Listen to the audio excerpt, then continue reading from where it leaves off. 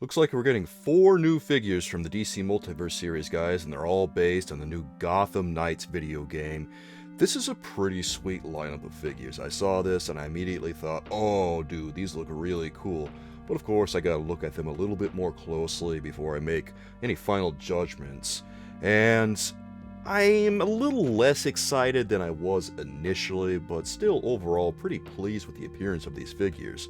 The sculpts on all of them are pretty solid. My least favorite one of the bunch has got to be Nightwing, so let's talk about him first. He's got a sort of plastic layer in his torso that makes him look like he's disproportionate. It makes him look like he's bigger than he really is, and I don't know why he has this. It doesn't seem like he really needs it. I've really been wanting a Nightwing figure, and the one that had the Build a Batmobile part that was released alongside the original Batgirl figure that McFarlane made along with the Batman Who Laughs. I've tried to find that figure. It's really hard to find for a reasonable price, and I was hoping that maybe this Nightwing would be able to scratch that itch, and I'm not sure it is. I've never really been much of a fan of the Arkham design of Nightwing. Does he look accurate? More or less, but he does look bulkier than he probably should. The other thing that really bothers me about this Nightwing is that the head sculpt just doesn't look right for Nightwing. It looks like it's almost there, but not quite. The other head sculpts on all the other figures are so much better than this one. It feels like I'm staring at an unfinished figure, and I'm really disappointed by that. Batgirl looks really good on the other hand. Everything about her sculpt is just mwah. But I did notice that the piping on her costume is not painted yellow, and that struck me as really odd. Why did they just leave that off? They left off the color of the piping on this figure, and they also did that on the Last Night on Earth Wonder Woman on part of her skirt. They left off some of the gold details on that. I wonder why they're skirting some details on the Lady Action figures. That seems weird to me. I want to see more Lady Action figures from McFarlane. I want to see that classic Wonder Woman. We've gotten some Batgirls, we've gotten some Wonder Womans.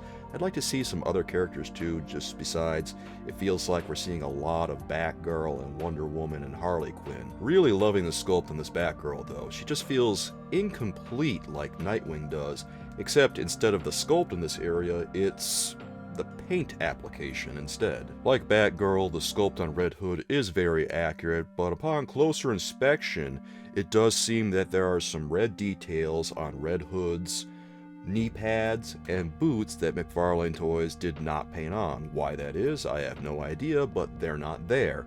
And that's a little disappointing for what's otherwise a slam dunk action figure. You know, aside from the gun thing, of course. And of course, Red Hood does have a hand that has a trigger finger, so he's meant to hold a gun. Why can't he come with a gun, please? It's one of those things that really bothers me about the DC Multiverse line, because I get so much more excited for DC Multiverse action figures these days than I do Marvel Legends. I feel the same way about DC Multiverse action figures now that I felt when Toy Biz was making Marvel Legends.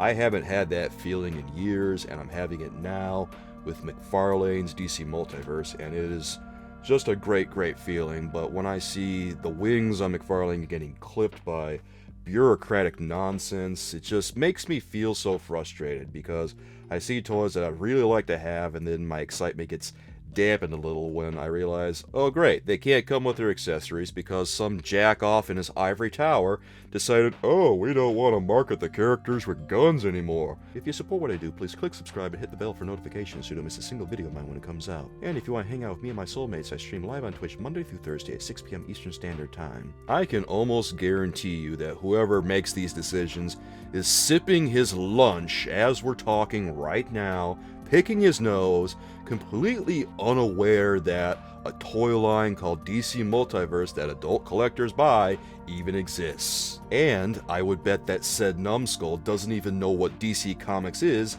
and is completely unaware that Batman is one of his IPs. It's just stunning to me that Nightwing gets his stun baton / billy clubs to become DC's Daredevil, and Robin gets his bow staff, but Red Hood has to stick his fingers out and go, Truly, the power of pretend is at play, my friends. And of course, the last figure that we're getting of the bunch is Robin, Tim Drake Robin. And I really do enjoy this figure. I think that this figure is probably the best of the bunch because he's the most complete of the bunch. His costume looks right, his sculpt looks right, he's got the right accessories. Everything about this figure is really good. This is one of those toys where I think to myself, it's such a joy to have a DC Multiverse figure, because when McFarlane Toys gets it right, you have the toy and the designs are right, but also there's lots of little surprises on there, like all kinds of textures and things that you wouldn't expect after so many years of dealing with Mattel and Hasbro making Marvel Legends. It feels really nice to have that level of care on a toy, although sometimes McFarlane Toys doesn't get the designs right all the way, and sometimes they leave some details off. Those are the moments that really surprise me, like the Dark Knight Returns Batman in his armored suit. Fortunately, though, Robin is just right, and it's my favorite figure of the bunch, I think.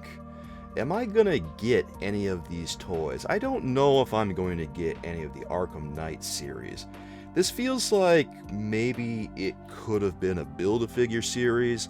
When I look at it, I think, man, that's pretty much the right number of figures for the series, so why didn't they do one? I don't know. I'm probably not going to get these figures because I'm just not feeling the line all that much.